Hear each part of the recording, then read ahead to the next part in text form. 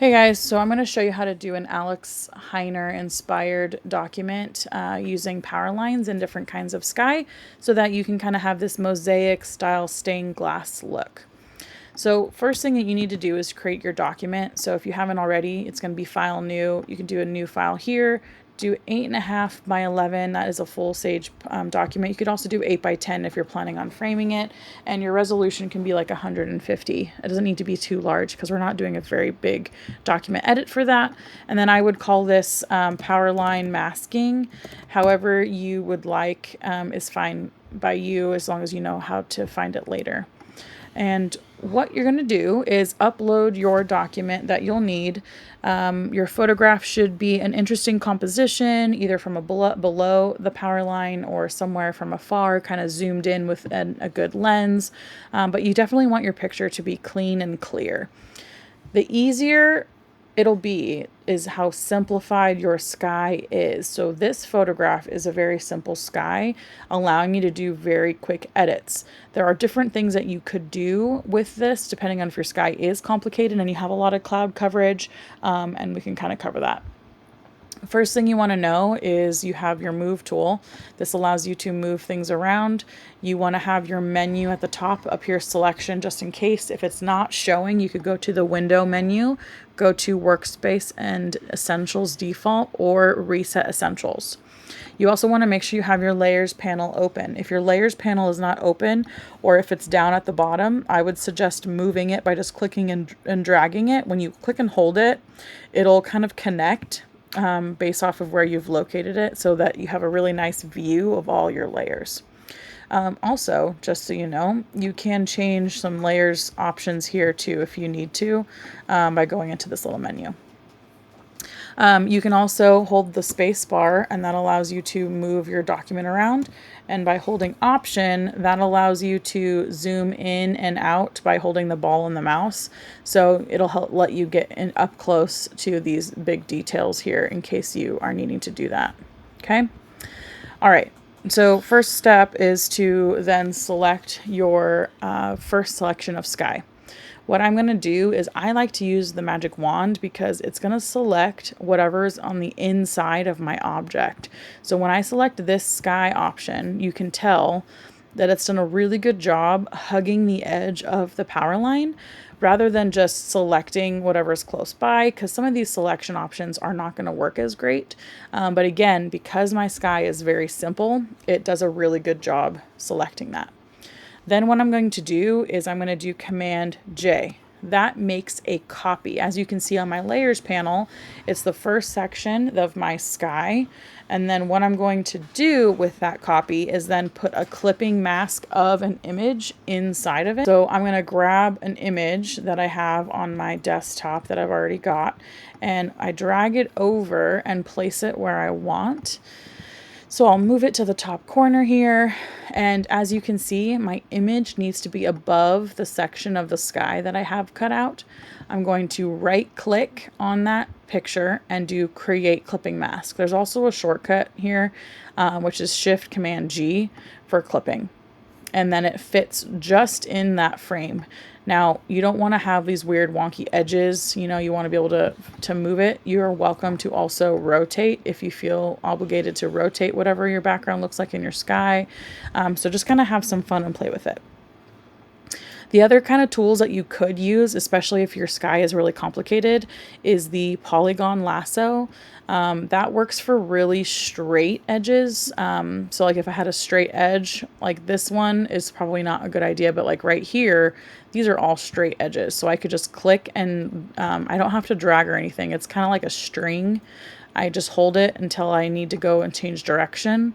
And then once I have that done, it's selected. Now, let's say, for example, I messed up and I want to start over.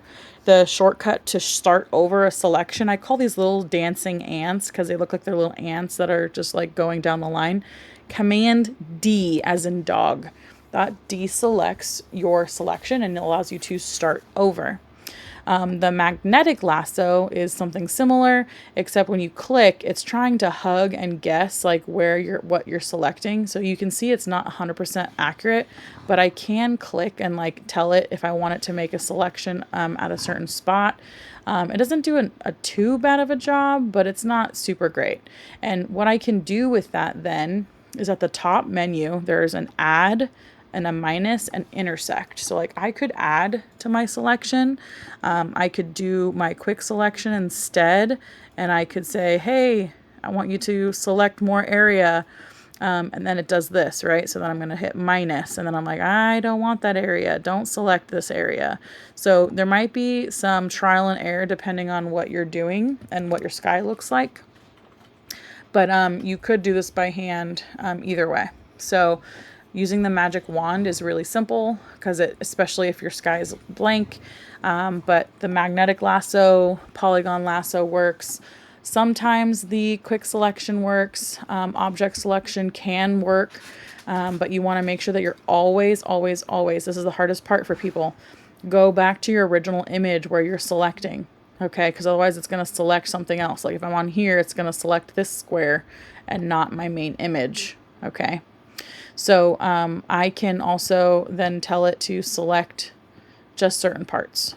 Okay, so again, Command J, I've made a copy of my second part of my sky.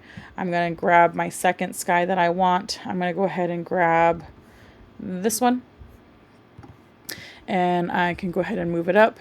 Now, this is also super important because if you mess up the orientation of like where your layers need to be stacked, it won't work. So right now, it's exactly where it needs to be. It needs to be above what it's going to clip into. So now that it's on top of this sliver, I right click and then create clipping mask, and it'll only go inside of that one layer. Okay. I would recommend while doing this assignment, choosing complementary skies that are next to each other. You don't want to put a purpley pink sky next to a purpley pink sky. So this is why I chose this kind of like greenish blue with orange to go next to this purple and pink, because it really makes a big contrast difference there, and I feel like that looks the best. I'll do this one more time and I'll show you what happens just in case if you mess up. So like I'll do this big sliver at the bottom. Okay, notice what's selected. Why did that happen? Well, if you look, I'm on the wrong layer. You have to check that you're on the right layer. Otherwise, so now it's selected the sky portion that I need. Command J, make my copy, and then I will grab my next sky. I'll make this one a super cloudy one. Move this one down. Now I could, just to show you, if this was messed up in a different area, it's going to clip. And so like now this is being clipped into the wrong portion. So you have to really make sure that you're putting things in the right spot. So I'll grab this layer, put it in the right spot, right click, create clipping mask, and now it's inside the area that I want. I can also individually edit these pieces of sky too. So I'll show you, like maybe I don't want this blue to be as dark. So I could create what's called a filter layer. Sorry, I was blanking. I was like, what is that called? Filter layer. And you can do like a brightness, contrast, vibrance. It kind of looks like a little yin yang at the bottom of your layers panel. So if I wanted to do just like the brightness and contrast, I can play around with it on that menu, and notice it's changing everything that it's below, right? So it's changing everything below it. So if I wanted to just affect the picture from underneath it, I'd right click again and create a clipping mask. So it's only affecting this portion of the sky. So like I could make it really contrasty or not. So you can also just do an effect on whatever layer that it's right on top of. So you could also do clipping masks on filters. After you're done creating all your stuff, all you need to do then is just go to File, Export, and then export as a PNG. And then that is all you need to do. And then you can turn that in.